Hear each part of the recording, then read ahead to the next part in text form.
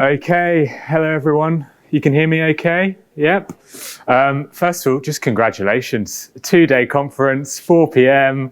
You're still here, you're still awake. Thank you. I'm going to talk about something a little bit different. There's no frameworks, there's no best practices. There's hopefully good stuff you can take away and write down and apply to your business on Thursday morning.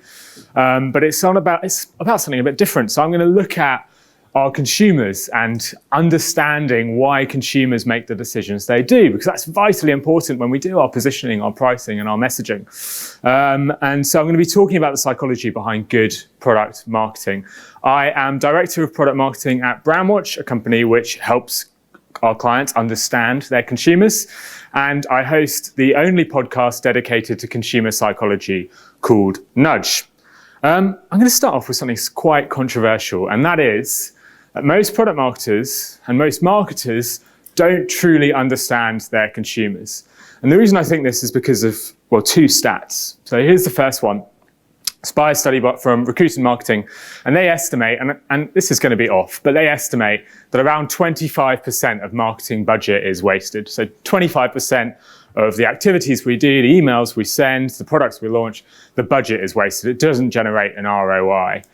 HBR have done another study which is more interesting in our space, which is around product launches, and they say that on average 80% of product launches don't achieve the objectives that they set out at the start. Now again, that won't be completely accurate, but it's showing a trend. It's showing that in general marketing isn't as efficient as it could be, and in general product marketing could be more efficient.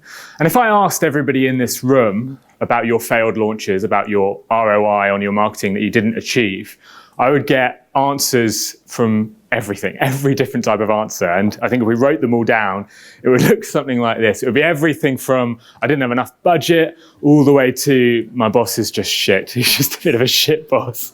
So you could have all of these different things. And it's really difficult to go through every single one of them and to truly understand the number one reason why marketing isn't completely efficient or why every product launch is not successful. But I do think there is a common theme that weaves through all of these different problems.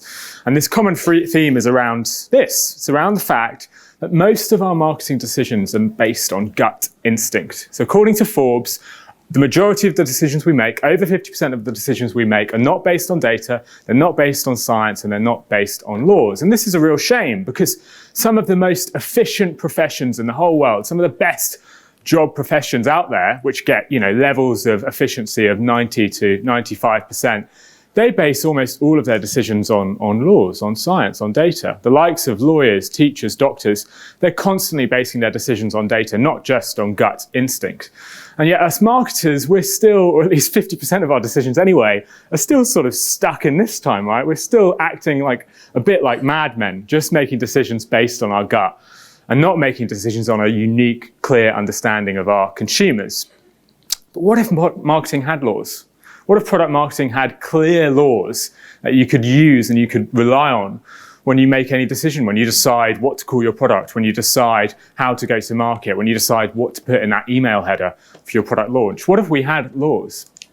And the interesting thing is we sort of do. If we look at our consumers, at the people who will be reading those emails, at the people who will be buying our products, and if we look at the science that's been heavily invested to try and understand these people, we can start to understand the consumers a bit better, and we can start to develop some laws. Because over the last 100 years, we've spent a bunch of time understanding why consumers make decisions. And if we, as product marketers, make an intense effort to understand all of this science, all of this research, all of this data, we can go beyond just making 50% of our decisions based on data and actually do a lot more. We can start to get more efficient with our marketing spend. And more importantly, we can try and lower that number of 80% of product launches failing. So this 100 years of research has developed a bunch of different science articles, different laws, different biases that all of our consumers have, that if we understand them, we can start to improve our product marketing. So I'll jump through a couple of very quick ones just to give you a taste of what you could understand if you look at the consumer psychology behind each of our consumers. So social proof. This has been mentioned quite a lot over the last couple of days, something a lot of us already know. So You're walking down the street, you see a bunch of pedestrians in front of you and they're all looking into a shop window. You will look into that shop window as well. That's social proof. We follow the actions of others. And what's really interesting is this can massively affect your marketing. It's one of the smallest and easiest tactics you can use to increase your marketing efficiency. So Richard Shotton, a brilliant author who released a book last year called The Choice Factory, which I'd highly recommend. He went into a London pub and asked the barman, what is your most successful beer? What beer sells the most? The barman told him. And he convinced the barman to put a sign on that beer for the following week, which said best-selling ale, the best-selling ale. So a bit of social proof, saying this is the one that people buy, this is the bestseller. And after he put that sign up, he measured the sales before and after the week. And in just by adding that sign, nothing else changed. Sales increased by 2.5 times. Now, what was really interesting about this is it wasn't that sales of every other beer went down. They might have dropped a little bit, but not by 2.5 times. What actually happened was the number of sales just increased. So by identifying some of your most popular product options, you can increase sales overall. That's social proof. Another great one, which I'll highlight, is called the endowment effect. Now, this is the idea that we're more likely to complete a task that's already begun. It was discovered by a fascinating study in 2006, which looked at loyalty cards. Now, in this study, they gave two sets of participants two different types of loyalty cards. Now, one of them had 7 stamps to collect. You needed to get 7 stamps, while the other had 9 stamps to collect. But the difference and the interesting thing was that the one with the 9 stamps already had 2 stamps plugged in. So the project had begun. People had already felt like they had started to get towards getting their free cup of coffee. But the interesting thing is, there's no difference between these loyalty cards, right? You both have 7 stamps to collect. So if we assume our consumers are predictable, if we assume that they act rationally, we'll just assume that both of these would have the same success rate. But obviously, that's not the case. That's not what the endowment effect reveals. And actually, you are far more likely to complete the one with 2 stamps already plugged in. In fact, you're 82% more likely than the normal 7-stamp version. Now, this is vitally important because you will be creating campaigns which will encourage people to onboard onto your new products. You will be creating marketing campaigns which will encourage people to download your content, whatever you need to do. And identifying, or at least showing that they've started the process, that the endowment, that they've started to move through a bit of a funnel, will help get to the endowment effect to kick in and help you improve your marketing. One final one before we get into a bit more detail is the pratfall effect. This is a really interesting effect. It's just the idea that we love imperfection.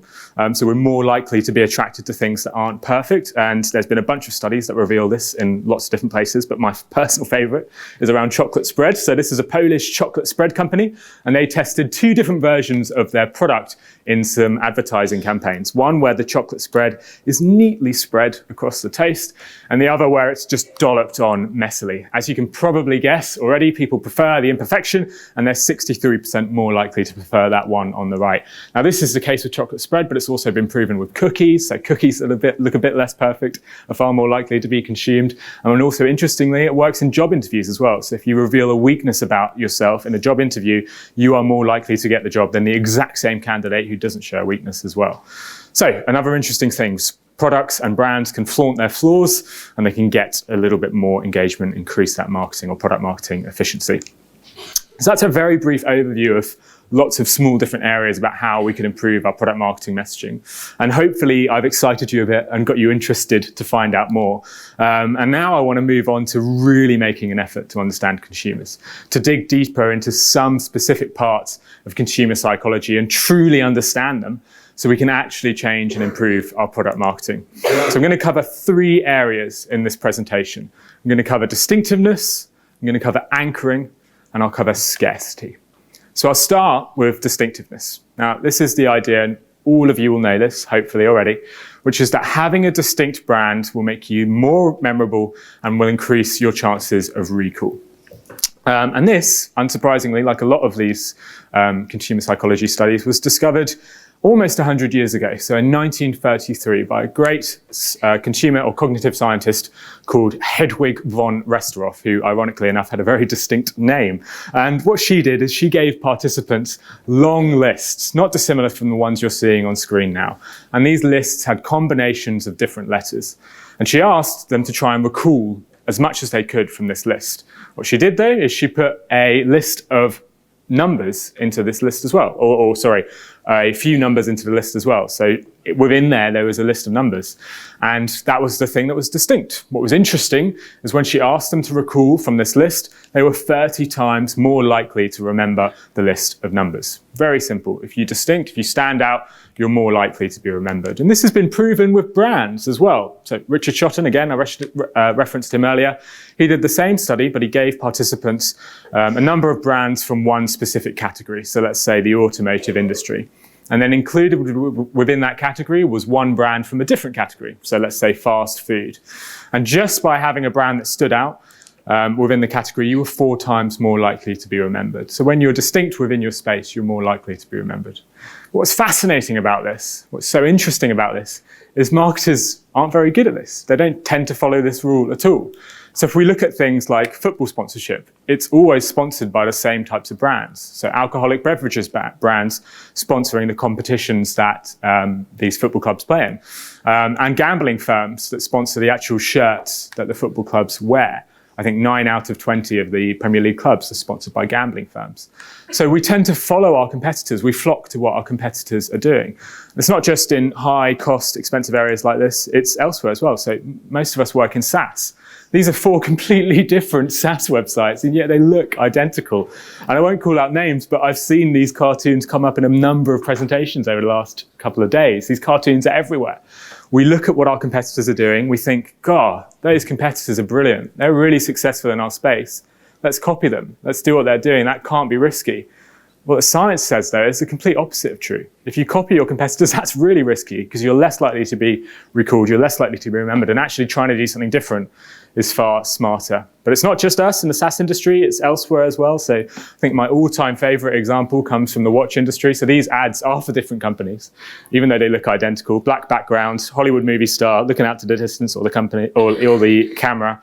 But look at the watches. Look at the time on the watches. They all set the time to the exact same time. 8 minutes past 10. No distinctness whatsoever. And you might think, oh, that's just traditional old watch companies. A new company entering that market wouldn't do the same thing. You'd be wrong. You'd be wrong. Even Apple do the same thing. So we struggle to be distinct. And a lot of marketing, or in a lot of product marketing, encourages us to follow our competitors. And we see this herding around specific types of messaging, specific types of marketing, specific types of advertising.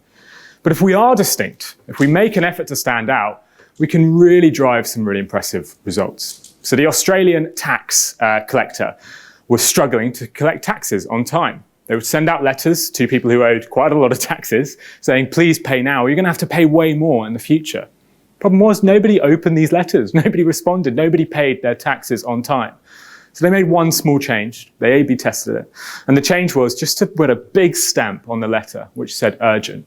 All that did is it made it distinct, it made it stand out, and by doing so they got more people to pay their tax on time and saved residents of Australia $4 million in late fees. Dramatic effect just with a small nudge. Second is from Copenhagen. So they wanted to increase the amount of rubbish that ended up in bins. So they did something fairly obvious, which is rather than painting the bins green or grey, which makes them not stand out at all or blend into the background, they painted them neon and they painted some footprints on the floor which attracted you towards the bins. This really small, again, tiny nudge, it resulted in 45% more rubbish being collected in bins. Distinctiveness works. It actually drives behavior. And it works for brands as well. So there are dozens and dozens of examples of this working, but the all-time, probably most famous and successful example is Compare the Market. Now, Compare the Market 10 years ago had very, very undistinctive advertising, not too different from a lot of the advertising you would see in SaaS today. So they spoke a lot about benefits and features and the differentiators their product had versus their competitors and the benefits you could get out of using their products versus a competitor. And the issue was everybody in the market spoke the same way. Nobody stood out. Nobody was distinct. They really struggled to get market share and to get traction. And as you all know, they changed track in around 2009 and introduced Alexandrov, the meerkat, who was complaining about the fact that he had a website called comparethemeerkat.com that wasn't getting the SEO it needed because of Compare the Market. It was weird, it was wacky, it didn't speak at all about product benefits, it didn't speak at all about usage or about the use cases you could use the product for. All it was really distinct and engaging. And what it allowed Compare the Market to do was pretty incredible. They did 83% in awareness. They achieved their 12-month objectives within 9 weeks, and they very quickly became the leaders in their space. What I love about this, though, is the fact that they changed their marketing completely. They went completely distinctive. And then what did the competitors do? The exact same thing. So whoever that opera singer is, I can't remember his name, but that's their competitor, and they all did the exact same thing. So what was a really smart strategy was then copied, and then that's a stupid strategy following it up. So distinctiveness, the von Restorff effect. We know that standing out helps improve recall, so start to use it. The issue is brands copy competitors. Our boss will tell us, our CEO will tell us, our VP of product marketing will tell us, company X are doing Y. Let's follow them. That must be a good idea. Educate them. Say, actually, no, let's try something different. That's probably a less risky strategy. Studies with tax bins and meerkats prove this success. Being distinct isn't risky. It's less risky than copying competitors. That's the power of distinctiveness. Okie dokie, let's move on to number 2, which is anchoring. Again, anchoring is one you will all know. If you are positioning a product, an anchor is really important, because what anchoring means is the initial piece of information that a consumer sees is very, very likely to sway how they will use that product, or whether they'll purchase that product, or basically their future behavior. The initial piece of information wields an unworthy amount of influence. And it's been proved in a number of different studies. So there's a great study around newspaper articles. So if you show this article to a bunch of random people, general pop survey, they will look at it and they will say, on average, okay, that's good, that's progressive, that's quite good value, this is a good thing, this is a positive thing. That's the word cloud you would get from that survey. If you show the same group of people, or the same representative sample group of people, the exact same headline, but change the news publisher to that, suddenly that word cloud is completely different. Suddenly it's negative, suddenly it costs too much, suddenly it's a bad idea. So the anchor that people use to put around their message massively influence how that message is perceived and future behavior. And a far more interesting study was done by Dan Ariely, and it was pointed out in his brilliant book, which is called Predictably Irrational, I think, one you should check out.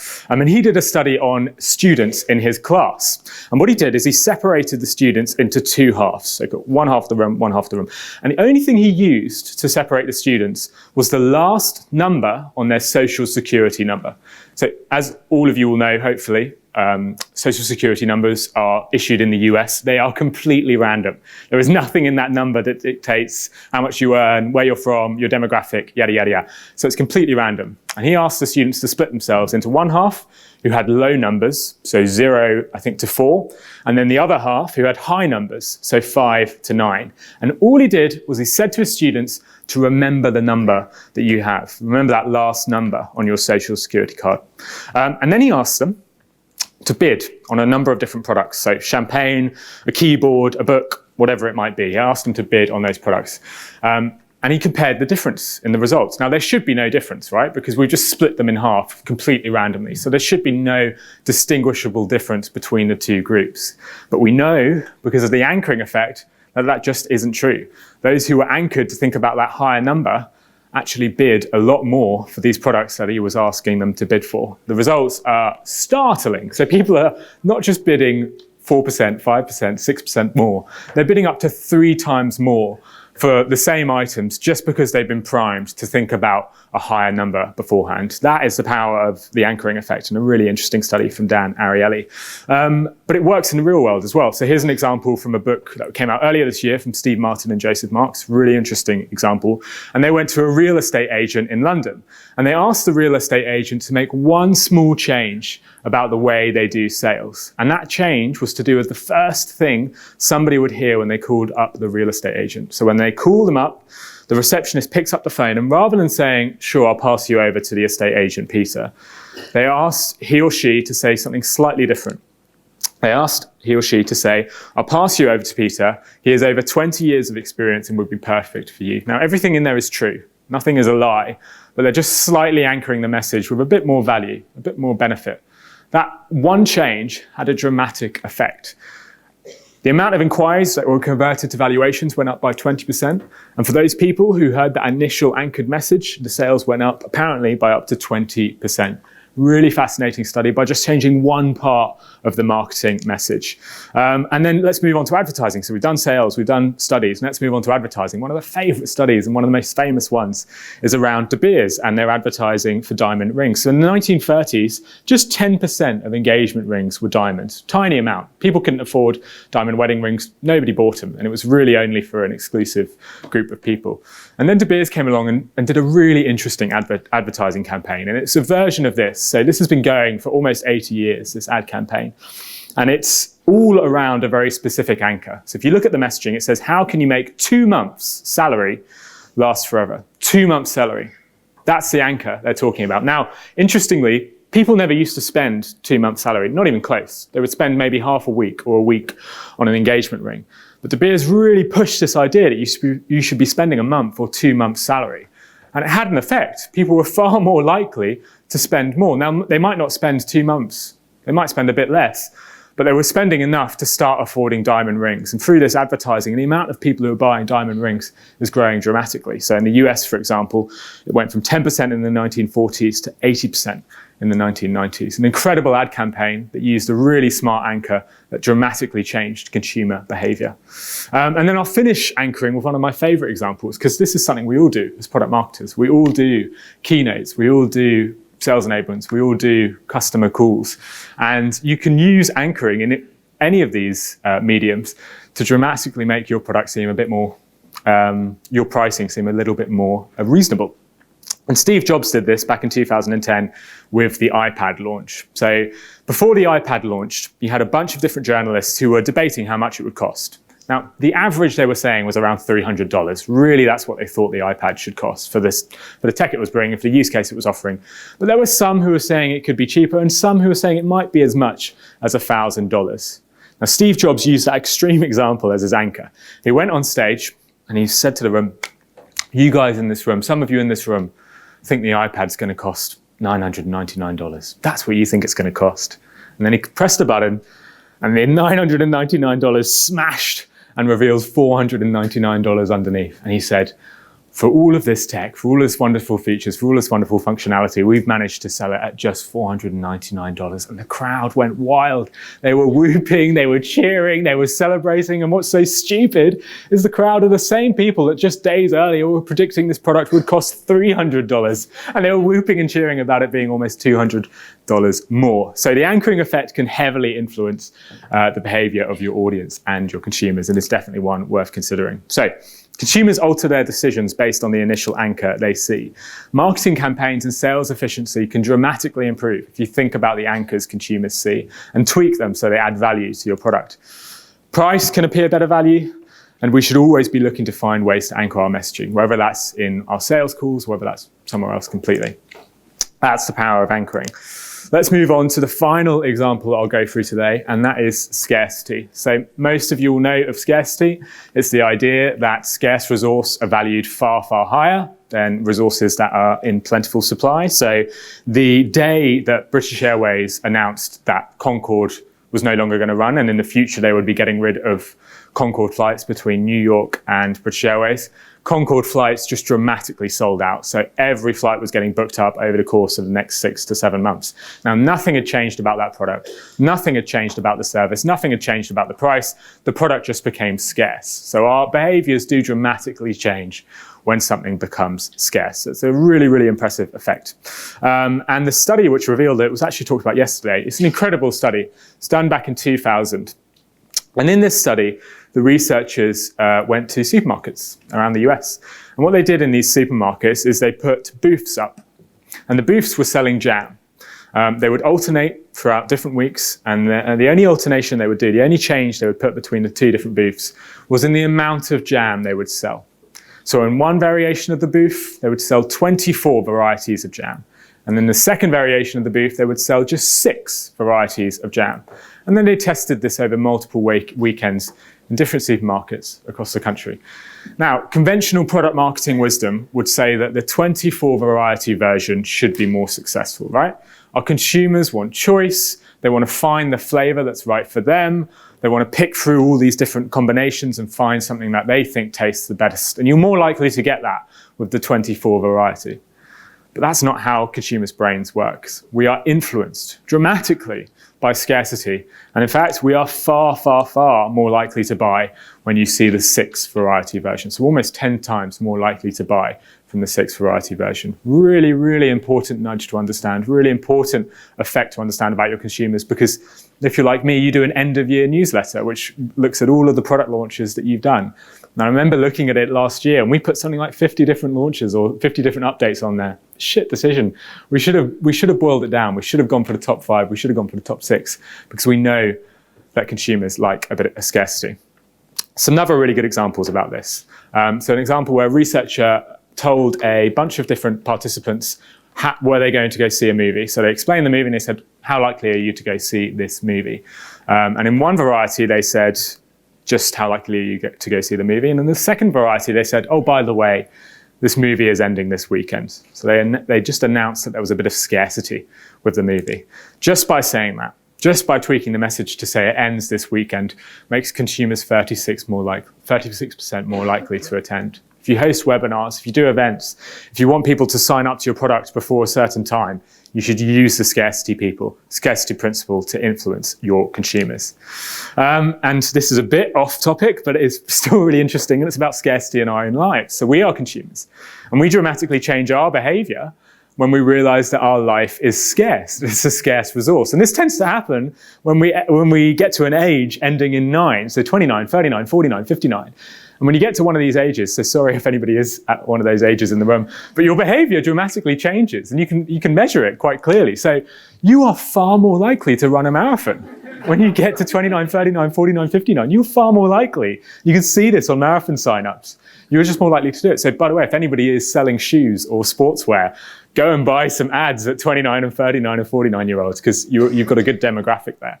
So when you realize your life is a scarce resource and it's running out, you're far more likely to run a marathon. But it's not just that. Look at Ashley Madison website signups and you'll find that you are far more likely to cheat on your partner when you get to 29, 39, 49, 59. That's because you realize your life is a scarce resource, and a lot more bleak, but you're also far more likely to commit suicide. If you look at census data as well. So our behavior changes when we realize our life is a scarce resource as well. And this affects our consumers as well. So if you are doing any type of marketing, any type of product launch, you really need to consider this, because it can dramatically change how our products are perceived. And I'm going to finish with one final study and one final example, which I think which showcases how malleable consumers are in general. And it's again about scarcity, but it's looking specifically at soup sales in a supermarket. And again, as a variant. So that in the first scenario, they did a big marketing campaign in the supermarket saying, buy this can of soup, buy this can of soup. And marketing works, right? Because people bought it. So on average, when consumers saw that, they would buy about 3 cans of soup. Great. Marketing works, product marketing works. We should all pat ourselves on the back, go home, take our bonus and be happy. But if you make a slight tweak to that message, if you just put an asterisk on that message, and say sales are limited at 12 cans per person. If you just make that slight tweak, you'll dramatically change the response. And you shouldn't be changing anything, because nobody's buying 12 cans beforehand, by the way. Nobody's going to the supermarket and seeing some marketing being like, oh yeah, 12 cans, that's what I want. Nobody's doing that. Nobody bought it beforehand. But you make a slight tweak to the message. You reveal that the resource is even just a little bit scarce. You'll dramatically change consumer behavior, because consumers go and they buy 4.5 cans of soups like maniacs, just because they see that sales are limited to 12 cans per person. So, scarce resource, they're valued far, far higher. So find a way to introduce scarcity around your service or your product offering. Behavior dramatically shifts when scarcity is known. It is one of the simplest ways to improve marketing messaging, because all of us can create scarcity in our product, whether it's limiting the amount of supply we give or just limiting the amount of time you can have to access an offer. And if we emphasize scarcity, we can dramatically influence the behavior of all of our consumers. And that is the power of scarcity. Today, we have just covered a tiny portion of the huge amount of information about understanding consumers. So we've looked at distinctiveness, anchoring, and scarcity, but there is way more behind that. And small plug, if you are interested in discovering that, I do run a podcast where we delve into this stuff every single week. So I'm not an expert in this space at all, but the people I talk to are. I talk to researchers, authors, and pioneers in the space who truly help you understand what makes your consumers tick and what makes your consumers do the things they do. Anyway, thank you so much for listening.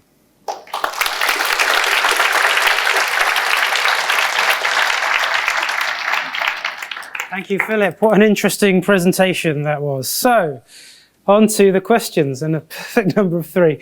By the way, welcome to add any more questions as you go. They are. So, what advice would you give to B2B product marketers based on these psychology principles? What advice would you give?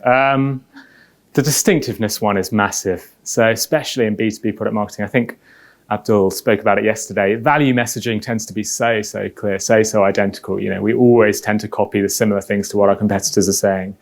And if we try and find something that's unique, and we can do that by either changing the message completely or changing the thing we quantify the message with. So rather than just saying, we've got the best software or the fastest software or the easiest to use software, using some stats behind that to influence it can massively change the principle. But there's probably a whole 40 minutes we could get into on that one. So there we go. Need to invite you back for another one. I'm going to choose the bottom one just because we're running short of time. Sure. You drive change in brand behavior, then all your competitors disappear. I will not choose that one then. On scarcity, I've read that when testing ads in Asian markets, the ones with more perform better due to local tastes. Any insight differences between regions? Really interesting. I hadn't heard that, so I had no idea about that, but could definitely be true. And the big pinch of salt I will give with this presentation is it sounds like it can be applied to everyone and you'll get results overnight. I think the pinch of salt I put on it is trial this stuff out, trial using distinctiveness, trial using anchoring, trial using scarcity, but measure and definitely look at the results, look at the before and after, do your own testing and figure out if it works for your brand, because there'll be variants and different ways that has an effect. So yeah, I don't know about that insight, but definitely measure, definitely try it out. And you might find that it works slightly better or it doesn't work at all. Great. Please give a great round of applause to Philip. Cheers, man. Thank you. Thanks a lot.